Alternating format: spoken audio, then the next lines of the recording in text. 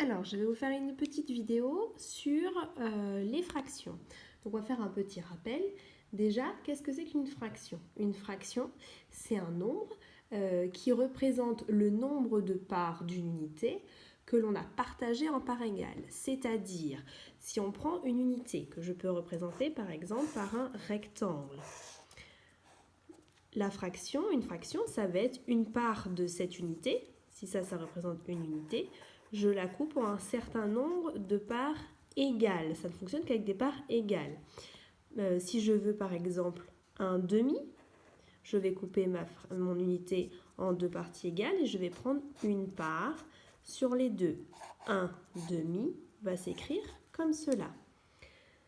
On va pouvoir couper notre unité en un autre nombre de parts égales. Par exemple, si je le coupe en 4, je fais des quarts. Si j'en prends 1, j'ai pris une part sur les 4, ça s'écrit un quart. On a aussi comme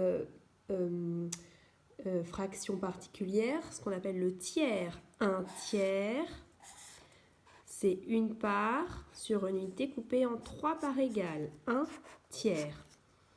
Ce sont les 3 noms particuliers des fractions. Pour tous les autres, pour lire la fraction, on lira le nombre du haut et le nombre du bas en rajoutant le petit ième. Par exemple, 1 sixième, c'est une unité qu'on a coupée en 6 parts égales. Alors on peut les couper de façon différente. Et on en prend une partie, une sur les 6. Si je veux représenter 5 sixièmes, je vais en colorier 5 sur les 6. Donc ça, c'est la première chose sur les fractions. Deuxième chose à savoir, le nom que porte le chiffre du haut et du bas. Si je prends par exemple 7 huitièmes, le nombre du haut, on l'appelle le numérateur. On peut s'en rappeler parce que ça commence comme un nuage. Et les nuages, c'est en haut. Le numérateur. D'accord ? Le nombre du bas, on va l'appeler le dénominateur parce qu'il est en dessous. Il est en dessous, le dénominateur. Ces noms-là, il faut les retenir. D'accord ? Donc le numérateur, le dénominateur. Ensuite, donc là on a revu un petit peu comment on lisait les fractions et comment on pouvait les dessiner.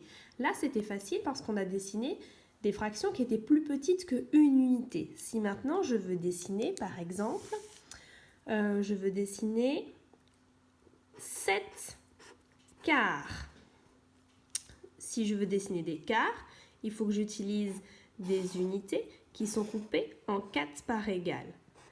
Ici, si je dessine ça, si j'en colorie une, je suis à 1 quart, 2, 2 quarts, 3, 3 quarts, 4, 4 quarts. Moi, j'en ai 7 des quarts. Donc, comme mon numérateur est plus grand que mon dénominateur, ça veut dire qu'il va me falloir une deuxième unité. D'accord ? Imaginez, vous faites un gâteau, vous le coupez en 4 parts, sauf qu'il y a 7 invités. Et bien, on ne peut pas donner des quarts à chaque invité. Il faut un deuxième gâteau. Donc, on va prendre une deuxième unité. Attention, ça va être des unités où les parts sont égales. Bon, moi, c'est fait à main levée. Ici, maintenant, je peux prendre 7 quarts. Parce qu'en fait, un quart, c'est juste ça. Je le fais en pointillé, ça représente ça. Donc, si maintenant je veux 7 quarts, j'en colorie 1, 2, 3, 4, 5, 6, 7. Et donc, 7 quarts, c'est plus grand que 1, puisqu'on a besoin de 2 unités.